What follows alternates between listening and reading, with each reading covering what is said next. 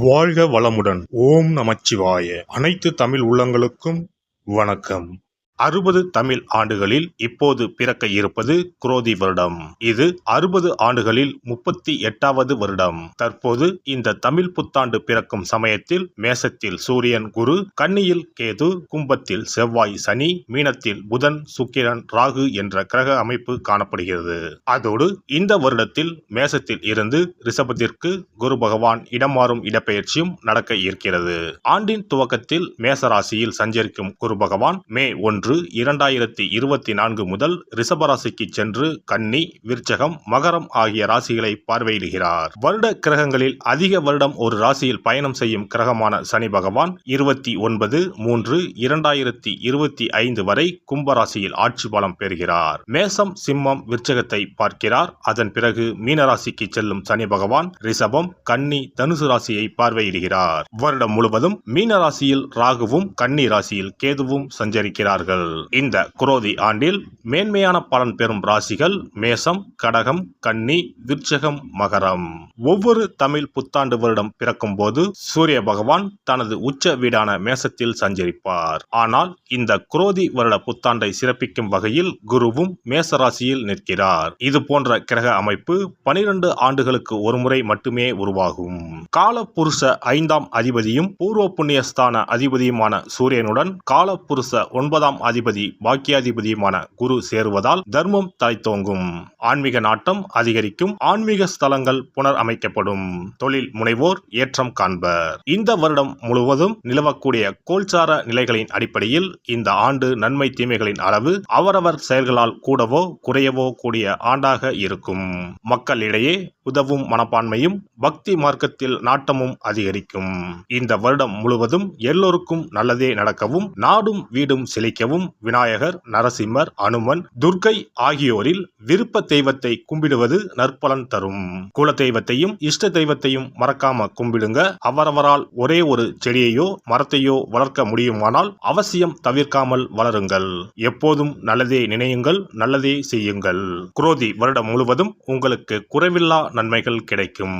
சிம்ம ராசி அன்பர்களே, சித்திரை மாதம் முதல் தொழில் குருவாக 10ஆம் வீட்டில் வந்து அமரப்போகிறார் குரு பகவான். தொழில் ஸ்தான குருவின் பார்வை உங்கள் ராசிக்கு 2, 4, 6ஆம் வீடுகளின் மீது விழப்போகிறது. சனி பகவானும் கண்டச்சனியாக அமர்ந்து உங்கள் ராசியை பார்வையிடுகிறார். 10இல் குரு வந்தால் பதவியில் மாற்றம் வரும். தொழில் வியாபாரத்தில் மாற்றம் உண்டாகும். பதவியில் புரமோஷன் கிடைக்கும். சொத்து, வண்டி, வாகனம் வாங்கலாம். உத்தியோக உயர்வை தரும். குருவின் பார்வை உங்கள் ராசிக்கு 2, 4, 6ஆம் வீடுகளின் மீது விழுகிறது. உங்கள் குடும்பம் குதூகலமாகும். பிரச்சனைகள் நிவர்த்தியாகும். பண பிரச்சனை நீங்கும். புதிய பதவிகள் தேடி வரும். படித்து முடித்துவிட்டு வேலைக்காக காத்திருப்பவர்களுக்கு நல்ல வேலை கிடைக்கும். புதிய பொறுப்புகள் வரும். இடமாற்றங்கள் ஏற்படும். வெளிநாடுகளில் வேலை செய்பவர்கள் கவனமாக செயல்படவும். மேல் அதிகாரிகளின் உத்தரவுக்கு கட்டுப்படுங்கள். வீண் தர்க்கம் வேண்டாம். வீடு, நிலம் வாங்கலாம். வீடு கட்டி கிரகப்பிரவேசம் செய்யலாம். குரு பார்வையால் குடும்பத்தில் சுபகாரியம் நடைபெறும். 4ஆம் வீட்டில் குரு பார்வை விழுவதால் வேலையில் இடமாற்றம் ஏற்படும். சுகமும் சந்தோஷமும் ஏற்படும். சிலருக்கு வீடு மாற்றம் நிகழ வாய்ப்பு உள்ளது. 6ஆம் வீட்டில் குருவின் பார்வை விழுகிறது. கடன் பிரச்சனைகள் நீங்கும். எதிரிகள் தொல்லை நீங்கும். கண்டச்சனியாக உங்கள் ராசிக்கு நேர் எதிரே சனி பகவான் ஆண்டு முழுவதும் அமர்ந்திருப்பதால் வேலையில் பொறுப்பும், பணியிடங்களில் பேசும்போது கவனம் தேவை. இருப்பதை விட்டுவிட்டு பறப்பதற்கு ஆசைப்படக்கூடாது.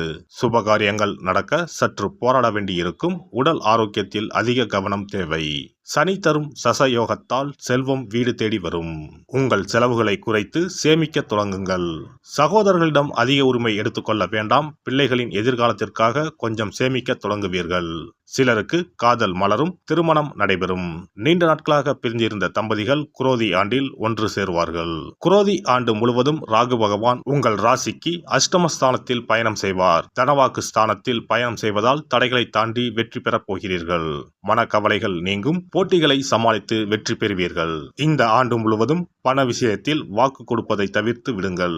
எந்த இக்கட்டான சூழ்நிலையும் மன உறுதியுடன் சமாளித்து வெற்றி காண்பீர்கள். மே மாதத்திற்கு பிறகு வெற்றிகள் உங்களுக்கு தேடி வரப்போகிறது. குரோதி ஆண்டில் கிரகங்களின் பயணம் சாதகமாக இருப்பதால் மகிழ்ச்சியில் திளைக்கப் போகிறீர்கள். சூரியனார் கோவில் சென்று தரிசனம் செய்து வணங்கவும். சூரியன் எதிரில் குரு இருப்பார். அவரையும் சேர்த்து வணங்கிக் கொள்ளவும்.